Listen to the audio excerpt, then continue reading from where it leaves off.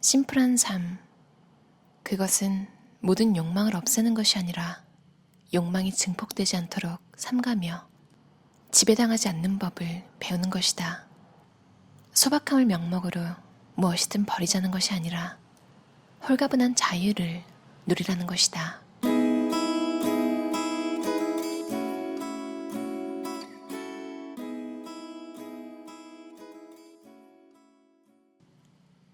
내가 경험했던 사소한 모험, 두려워했던 일을 생각하고 생각한다.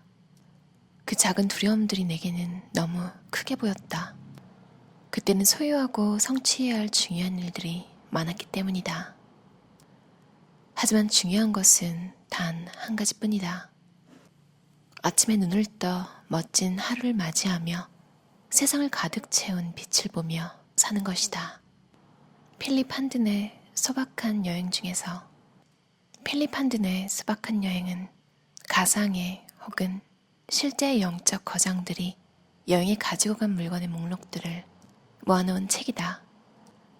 책의 서두에는 유명한 중국의 현인 방거사의 이야기가 실려있다.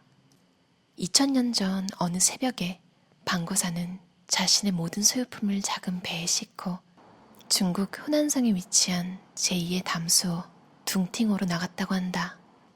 그는 물건을 호수에 던져 넣을 때 일어나는 물거품이 사라질 때까지 안개 낀 호수가 다시 고요히 가라앉을 때까지 바라보고는 다시 돌아왔다. 그리고 그때부터 바람에 나부끼는 나뭇잎처럼 자신을 복잡하게 만드는 짐 하나 없이 가볍게 여행하기 시작했다고 한다. 그래서 사람들은 그에게 나뭇잎이라는 별명을 지어주었다. 필요한 것 이상으로 소비하지 말자. 자신과 완전한 조화를 이루는 삶을 살려면 버릴 줄 알아야 한다. 그렇게 하면 스트레스를 줄이고 더 홀가분하게 살 수 있다. 우리는 이런 자유를 누릴 수 있는 시대를 살고 있다. 그러니 활용하자. 문제는 우리가 소유하는 것 자체가 아니라 소유하는 방법과 이유에 있다. 물론 우리의 욕망 가운데는 행복한 삶을 위해 꼭 필요한 것도 있다. 누구든 비가 올 때는 우산이 필요하고 겨울에는 모닥불이 필요하고 사랑하는 사람이 끓여주는 커피 한 잔이 필요하다. 하지만 안타깝게도 대부분의 욕망은 소비사회가 생산하고 창조해내는 것이다. 바로 이것이 우리의 행복을 방해한다. 심플한 삶, 그것은 모든 욕망을 없애는 것이 아니라 욕망이 증폭되지 않도록 삼가며 지배당하지 않는 법을 배우는 것이다. 소박함을 명목으로 무엇이든 버리자는 것이 아니라 홀가분한 자유를 누리라는 것이다. 이제부터 자신에게 진정 필요한 것이 무엇인지를 생각해보고 하루하루를 열정을 다해 자신이 상상한 삶을 살아가자.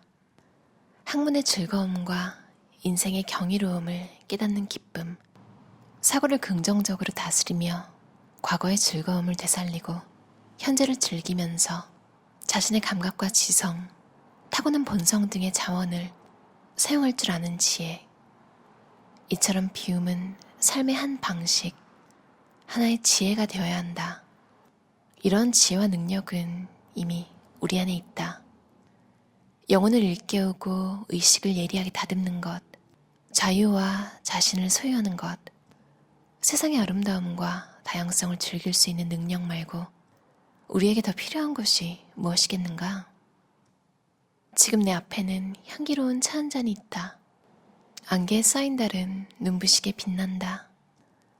내 옆에는 향이 피어오른다. 비가 내린다. 소박한 세상, 꼭 필요한 것만 남긴 이 세상의 평화로움이야말로 내가 초대하고 싶은 삶의 모습이다. 장자의 말을 가슴 깊이 되새겨본다.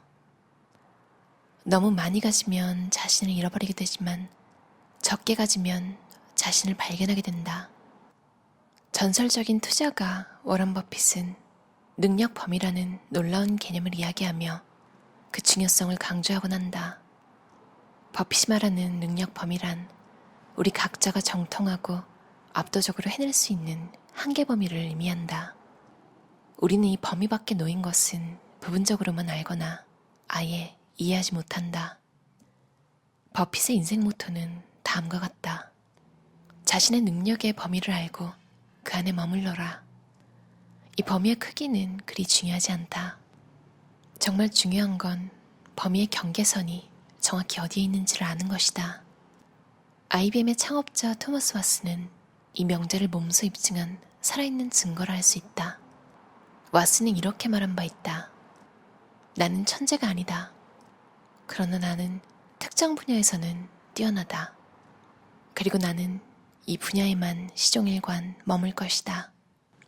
현재 당신이 몸담고 있는 일터에서 능력 범위가 명확하지 않다면 스스로 엄격하게 경계를 그려야 한다. 본인의 능력 범위를 가혹하리만큼 철저하게 정해놓으면 물질적 결실뿐 아니라 다른 여러 유익한 결과가 돌아온다. 무엇보다 당신은 시간을 아낄 수 있다. 주의와 관심을 쏟아야 하는 일과 그렇지 않은 일을 두고 매번 새로운 결정을 내릴 필요가 없기 때문이다. 이는 매체를 소비할 때 특히 빛을 발한다. 본인의 능력 범위를 아는 것은 의사가 수술용 칼과 같은 유용한 도구를 지닌 것과 다름없다. 이 칼로 정보의 원천 속에서 가치 있는 정보와 쓸모없는 정보를 분리할 수 있기 때문이다. 실제로 당신의 능력 범위에 맞아떨어지는 모든 정보는 가치 있다. 동시에 범위 밖의 것들은 우선순위에서 제외하는 편이 낫다.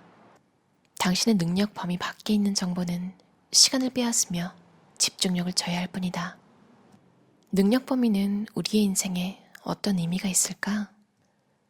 오늘날 직업적으로 성공한 사람들은 대부분 니치라 불리는 특정 분야에 몸담고 있다. 쉽게 말해 니치는 틈새 시장을 의미하는데 고유의 틈새 시장을 확보하여 그 분야에서 더 많이 알고 더 많은 능력을 지닐수록 성공의 규모는 더욱 커진다. 만약 당신이 본인의 니치 안에서 세계적으로 손꼽히는 지식과 능력을 보유한다면 당신의 삶은 성공적이라 할 수 있다. 전공 바보 혹은 너드라는 말은 언뜻 부정적으로 들릴 수 있다. 하지만 한편으로 너드는 한 분야의 대가라는 뜻도 든다.